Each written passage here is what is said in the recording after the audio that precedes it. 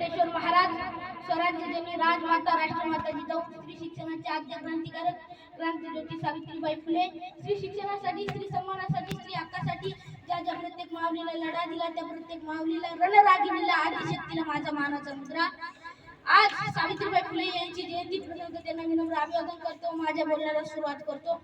खरं तर 1 जानेवारी 1848 ला महात्मा फुले व सावित्रीबाई फुले यांनी पुण्यातील भिडेवाडा येथे मुलीची पहिली शाळा सुरू केली। शाळा सुरू झाल्यानंतर एके दिवशी मग सावित्रीबाई फुले घरातील काम आवरत होत्या।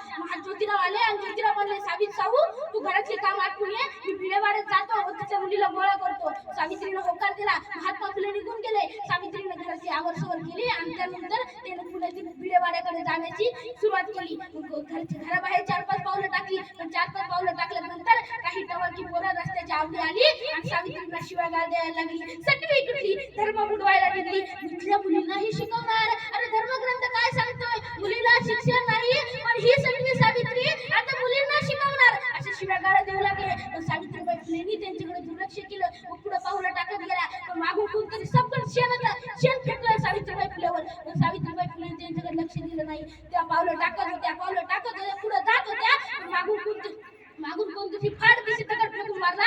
तो दगड सावित्रीच्या कानाला लागला, सबकन दिशी आणि भळभळ रक्त निघू लागलं। पण सावित्रीबाई फुलेंनी त्याच्याकडे दुर्लक्ष केलं आणि सावित्रीबाई पुढे पावलं टाकत गेल्या आणि भिडेवाडा आला। महात्मा फुले आणि सावित्रीबाईनं महात्मा फुले आणि त्यांच्यासोबत त्या मुलीला पाहिलं। सावित्रीबाई फुले पाठीमागं झालेला सगळा प्रसंग विसरून गेल्या आणि त्याने पुण्यातील भिडेवाड्यात त्यांना त्या मुलीला आतमध्ये घेतलं आणि त्यांच्या हातात पाठी पेन्सिल दिली आणि त्या मुली अक्षर गिरवू लागल्या। सावित्रीबाई फुलेने पाहिलं आणि त्यांच्या डोळ्यात घळाघळा अश्रू निघू लागले। तितक्यात एक पोरगी म्हणली, माई तुमच्या डोळ्यातून पाणी येतं, तुम्ही रडताय। तितक्यात एक दुसरी पोरगी म्हणली, माई तुमच्या कानापासून रक्त निघतंय म्हणून तर तुम्ही रडत नाही ना। सावित्रीबाई फुलेने उत्तर दिलं ते फार महत्वाचे। सावित्रीबाई फुले म्हणतात, नाही ग बाई, माझ्या कानातून रक्त निघतं म्हणून मी रडत नाही, तर आज